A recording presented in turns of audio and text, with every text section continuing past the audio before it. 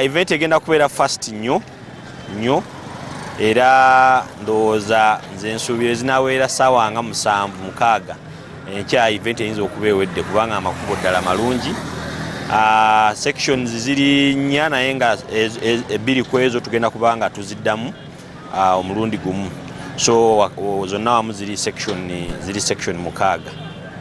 Esinga obuwanvu ya kilometers nga 22 nekuddako endala ya 2 nekuddako eye17 n'endala eyokuna ya kilometers 6 zokka. So programu yaffe ya leero tunoonya championship this year, targetinga bifo ebisooka 4 esatu bifuna ne tugata ku bubonero bwe tulina gubeera mukisa mulungi ewaffe.